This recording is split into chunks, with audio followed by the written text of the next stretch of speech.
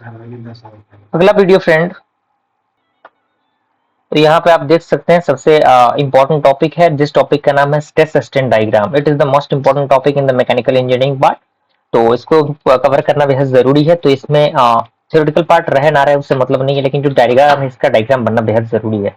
Okay, तो इसको जो थ्योरेटिकल पार्ट है इसको आप देख लीजिए। आपके सामने पूरा जो पैराग्राफ है दिया गया है, इस पैराग्राफ को आपको इत्मीनान से पढ़ लेना है।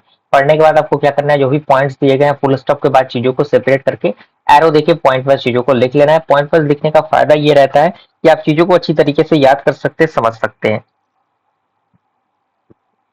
अब यहाँ पे सबसे पहले मैं फिगर को दिखाऊंगा। फिगर आप देखिए, फिगर आपका बेहद जरूरी है। सबसे पहला प्रायोरिटी आपका होना चाहिए फिगर बनाना।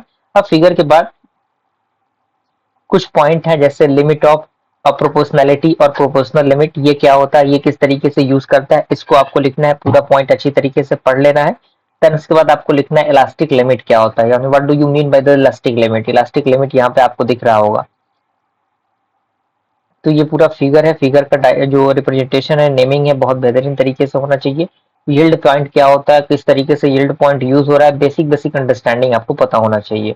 ओके, उसके बाद आपका प्रूफ स्ट्रेस क्या है, अल्टीमेट स्ट्रेस क्या है, उसके साथ आपका ब्रेकिंग स्टेट क्या है, ये सारी चीजें आपको अच्छी तरीके से कंप्लीटली पता होनी चाहिए। अब यहाँ पे स्ट्रेस डायग्राम है फॉर द कास्ट आयरन, जिसे हम लोग ब्रिटल मटेरियल कहते हैं। तो ये डायग्राम दिया गया, ग्राफ आपके सामने यहाँ पे दिख रहा होगा। एक तरफ स्ट्रेस है, दूसरे तरफ स्ट्रेन है। सारे ग्राफ प्लॉटेड है अच्छी तरीके से, यहाँ पे ड्रॉ किया गया है। आप उसको अच्छी तरीके से बनाइए, एक दो बार प्रैक्टिस करेंगे सारी चीजें कवर अप हो जाएंगी, क्लियर हो जाएंगी।